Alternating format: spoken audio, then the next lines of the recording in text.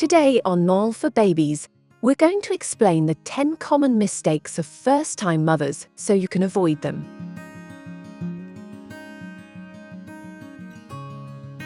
1. Incorrectly holding the baby. It's important to hold the baby correctly to protect their head and neck, since their muscular system isn't fully developed and they can't support their head on their own yet. The baby should be cradled in your arms, with their head and neck securely supported against your body. It's also important to avoid moving the baby roughly or violently, as their head and neck are extremely sensitive and can easily be injured. 2. Not supporting the baby's head. As mentioned before, newborns cannot support their heads on their own. This is because their necks aren't yet strong enough to bear the weight of their heads. That's why you need to make sure to support their head and neck at all times to prevent injuries. 3. Not changing the diaper frequently. Babies need to have clean and dry diapers at all times to prevent skin irritations and rashes. You should change the baby's diaper as often as necessary, depending on the baby's age and how many times they defecate and urinate. If the diaper is wet or soiled, you should change it immediately. 4. Not providing sufficient visual and physical contact. Babies need visual and physical contact with their parents to feel safe and loved. Visual and physical contact promotes the baby's emotional and physical development, including stimulating the nervous system and creating strong emotional bonds with the parents. 5. Not feeding the baby frequently enough. Newborns need to be fed every 2 to 3 hours since their stomachs are small and they can't retain much milk. It's important to watch for signs of hunger in the baby, such as sucking on their hands or crying, and feed them immediately. Additionally, you need to ensure the baby feeds enough at each feeding. 6. Not cleaning bottles and pacifiers properly. It's essential to clean bottles and pacifiers after each use to prevent bacteria buildup that can make the baby sick.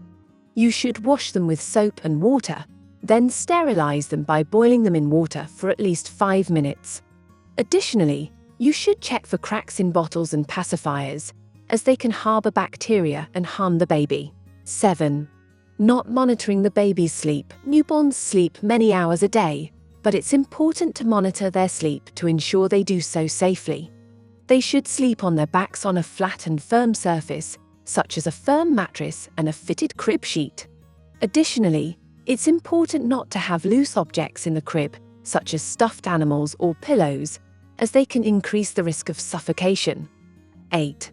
Not being prepared for emergencies. It's important to be prepared for any emergencies that may arise with the baby.